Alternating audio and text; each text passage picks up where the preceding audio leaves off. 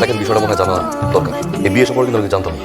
আব্বা আমার ফোন করছে, ফোন করে কইলো বড় জানি অসুস্থ, গিয়ে দেখি আপনাদের বাড়িতে নিয়ে গেছে ফোন পর্যন্ত আমি কিন্তু বাড়িতে যাওয়ার পরে আমি আব্বাকে মনে অনেক বকা দিয়েছিলাম। বিয়েটা কেন এভাবে হবে, ধুমধাম করে হতে পারে না? মাশাআল্লাহ, সুবহানাল্লাহ। আমিও চাইছিলাম আমাকে বিয়েটা ধুমধাম করে হইব, তা আমি যখন আপনার কথা শুনছি আমি দেরি করতে পারি নাই। হ্যাঁ বলে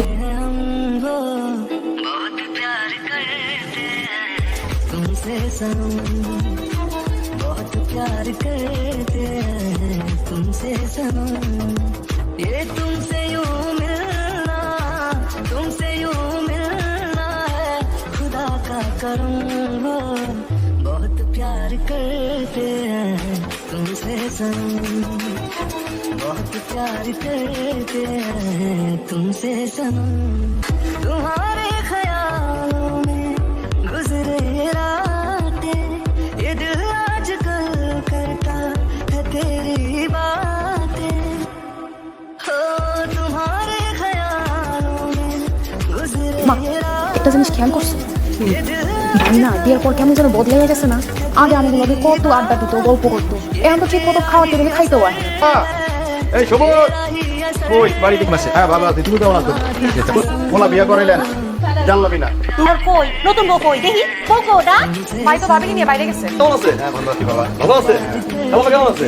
আসি বাবা বানা তোমার খালা শাশুড়ি সালাম করো বুঝি আর ওই যে তোমার খালু শ্বশুর আসসালামু আলাইকুম। ভাই হাত দিয়ে সালাম করো। হ্যাঁ বেঁচে থেকো মা, বেঁচে থেকো।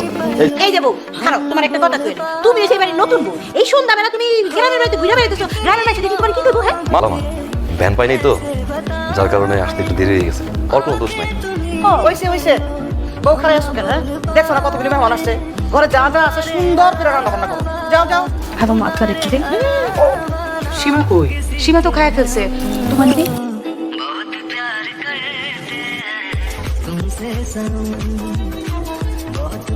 বউটা জানি কেমন কেমন লাগলো আমার কাছে, একটু বিয়া তুটে সবাই মাঝখানে খাইতে বসে গেল।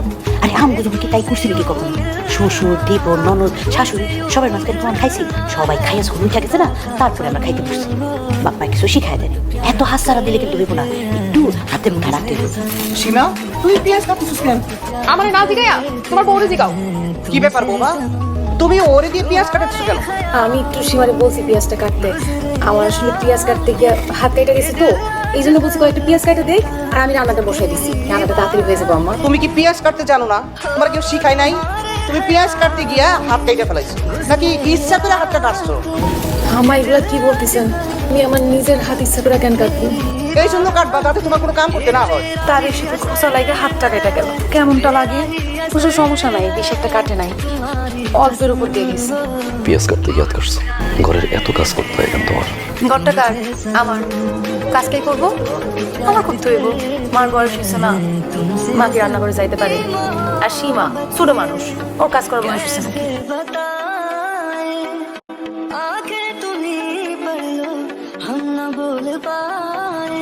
রাশেদ তো পোলা খারাপ। আব্বা কি করো? আমার তাহলে মামা আই দেখো, ঠিক আছে? দুধটা খেয়ে নেন। আলামো? দাও আচ্ছা তুমি খেবে না? না না আমি খাবো না, আপনি রাখেন। বউ তুমি কি দুধে চিনি দিছো? মা 1 চামচ করে চিনি দিচ্ছি। চিনি দিছো কেন? কি শিখাইছে তোমার বাপ মা? তোমার মাই তো কইছিল বিয়ের আগে কইছিল তোমার সব কিছু সুন্দরভাবে শিখাইছে, এখন তো দেখতেছি তোমার কিছুই শিখাই নাই।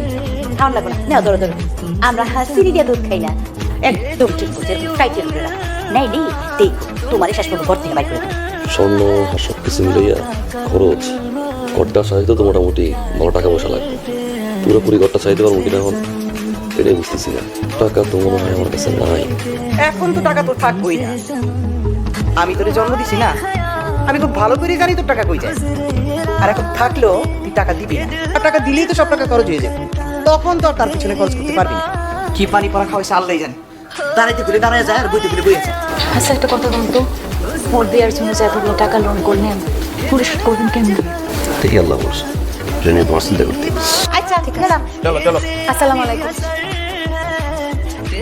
আপনা না হয় তোমার কাজ কাম কিছুই শিখায়নি, এরপরে কি তোমার একটু আদব কায়দাও শিখাইয়া পাঠাইতে পারতো? তুমি তো আস্তে একটা বেয়াদব ভাইয়া। এই যে তোমার খালা শাশুড়ি, তাহলে তুমি পায়ে হাত দিয়ে সালাম করবা না? তোমার করলে না তো? আম্মা আমি ঘরে একবার পাশ হয়ে সালাম করছিলাম এই জন্য। থামো, তুমি তো মাথায় কাপড়ও দিলা না। যাও। স্বপ্ন ধরবেন পাঁচ সালাম আদাব সালাম রেয়াজ ঠিক আছে, হয়তো মাথায় আসলো আর তাছাড়া তো ঘরের মধ্যে সালাম করছে। বউ, হ্যাঁ বল। এটা তুমি কি রাখছো? আমি তো দেখতেছি যাও রাখছো তুমি। আচ্ছা বাতি ভাবে রান্না করে। আমি কি অসুস্থ মানুষ যে এই যাও কামু? সত্য করে কও তো তুমি, তুমি চাও কি? তুমি কি চাইতেছো দিনের পর দিন আমরা অত্যাচার করে দেবা, আর সেই অত্যাচারে আমরা বাড়ি ছেড়ে চলে যাবো গা? তুমি তোমার স্বামীরে নিয়ে আলাদা হয়ে থাকবা? মা বিশ্বাস করেন আপনাদের কাছ থেকে দূরে থাকার আমার কোনো ইচ্ছা নাই। আজকে ভুলে ভাতটা নরম হয়ে গেছে মা। ভুল? ওই, কিসের ভুল? তোমার মা তোমার কিছু শিখায় নাই? আপনিও তো আপনার মায়ের কিছু শেখান নাই। জামাই তুমি ব্যাগটা এইভাবে ফেলে লাগেন? কেন ফেলাইছে আপনার মায়ের জিজ্ঞাসা? কি বানাইছেন আমার বাড়ি? কি শিখা বানাইছেন? কিছুই তো শেখান নাই। এই যে দেখেন আমার মায়ের হাতে কি বলছে। বিয়ের সময় তো ঠিকই কইছিলেন ঘটনা দিয়া। আপনার ভাই আমি তো এগুলো একদম সুন্দরী, সংসারের সব কাজ করে, কাজের কম করে না। ভাতের মার গলাইতে গিয়ে আমার মায়ের হাত পাশে পড়াইছে। সব দোষ তোমার মা। তোমার সাথে যখনই কাজ করতে যাইতাম তুমি আমার দিয়ে কোনো কাজ করাইতা না। সারাটা জীবন আমার রাজকন্যা কইরা কইরা মাথায় তোলা ভয় ভয় খাওয়াইছো।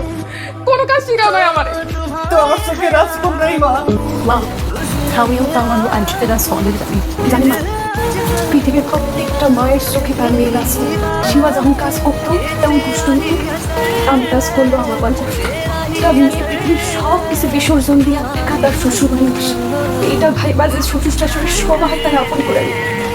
কিন্তু আমি আপনার আপন হইতে পারলাম না। আরে আমি এখন বুঝতে পারছি এতদিন আমি তোমার সাথে অনেক অন্যায় করছি, এটা আমার ভুল হয়ে গেছে। আমার এসব করা উচিত হয়নি। আমার দিবা ইমান ছেটেছেন কেন? আপনি এটা বললেন না।